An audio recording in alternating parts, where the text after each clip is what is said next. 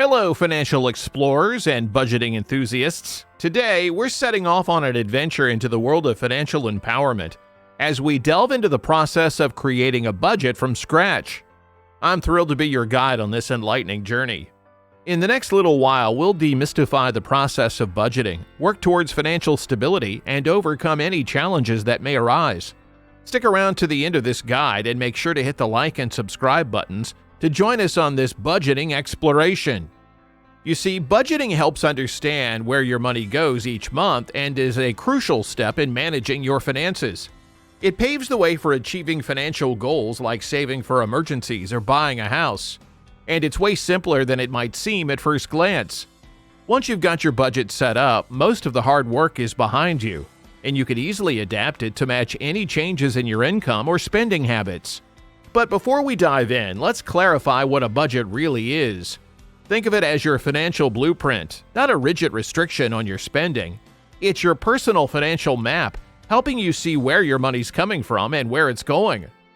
When you learn how to create and stick to a budget each month, you're taking control of your financial future. We could talk about this all day because we truly think that making a budget and embracing the budgeting lifestyle is one of the most crucial financial choices you can make.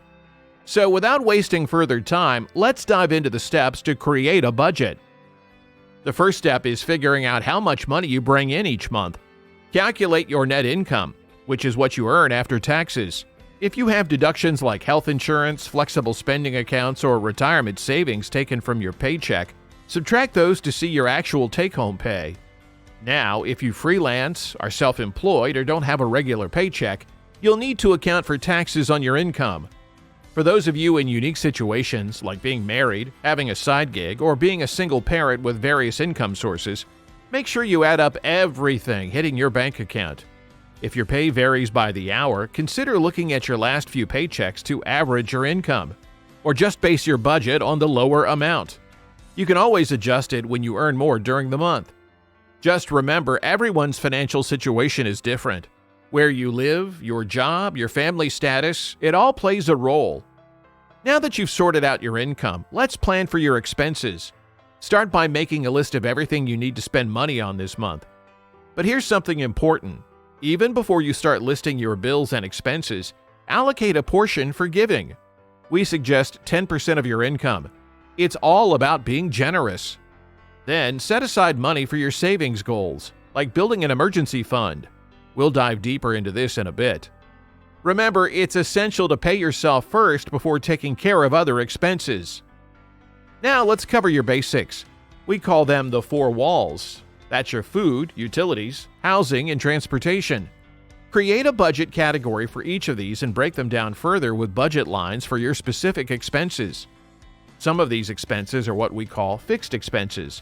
They stay the same every month, like your rent or mortgage. Then there are the flexible expenses, like groceries or gasoline.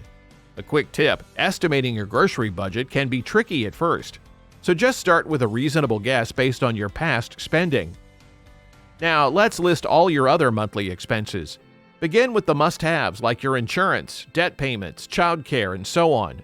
After that, add a category for miscellaneous expenses and any non-essential spending, like personal treats, fun money, and entertainment. If you're on a mission to save money, pay off debt, or reach any financial goal, remember that trimming down on non-essential spending will help you reach your destination much faster. The third step in budget creation involves adopting the practice of zero-based budgeting. Zero-based budgeting is pretty straightforward. It's when you make sure that your income minus your expenses equals zero. Simple, right? Let's say you earn $3,000 a month. Well, that means every dollar you get has a job to do, whether it's for giving, saving, or spending. No more money left to disappear into the abyss of fancy coffees or tempting $1 bin deals. It doesn't mean you have literally $0 left in your bank account. You should keep a little cushion, maybe $100 to $300, just to be safe on the safer side. People think that zero-based budgeting means that you should splurge and blow all your money. Actually, it's quite the opposite. It's about giving every single dollar a job, spending, giving, saving, and paying off debt. Every dollar has a purpose. You put in the hard work to earn your money, right? Well, your money should work just as hard for you every single dollar. But what if, after you've covered your expenses, you have some money left over?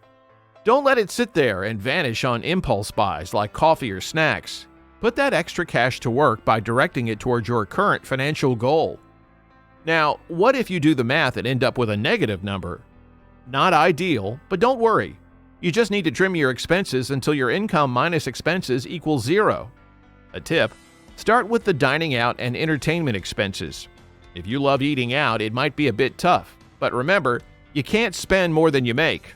You've got this. And if you're still finding it tough to make ends meet, consider the power of a side hustle or working overtime. Just remember, when you earn more, don't increase your spending. Use the extra cash to cover your budgeted expenses. Nevertheless, if you like the content you are watching, comment the word "more" so I'll notice. The next step is tracking your expenses regularly. So when you gas up your car, subtract the cost from your transportation budget. When you pay your rent or mortgage, subtract it from your housing budget. And if you grab a coffee on your way to work, deduct it from your personal spending or whatever category you've set up for those little workday treats. Keep an eye on your spending regularly. You can do this daily, maybe right after you finish your day's errands, or perhaps once a week. Do whatever suits your style as long as you're tracking every expense. Make the budget work for you. If your electricity bill turns out higher than expected, just adjust another budget category to cover it. On the flip side, if your water bill is lower than usual, celebrate that and put that money towards your current financial goal, or use it to balance out a budget category that went over. It's smart to cut down on these expenses and keep tweaking how much you spend to stay out of debt. The last step in your budget creation is all about saving money. If you're following baby step 1, which is saving $1,000, this is where it really counts. Take a look at all those things you've cut out of your budget and put that extra money towards reaching that $1,000 goal. Now, if you're already debt-free and working on baby step 3, which is building a fully funded emergency fund, you'll keep the savings momentum going. This time, you're aiming to save up to 3 to 6 months worth of expenses. And remember, these savings aren't just for emergencies. They can also set you up for future goals, like buying real estate or handling unexpected financial challenges. So let's put some extra emphasis on that. In summary, creating a budget involves calculating your income, listing your expenses, embracing zero-based budgeting, tracking your spending, and prioritizing savings. The common mistakes to avoid include neglecting to track spending, setting unattainable goals, and failing to stick to the budget.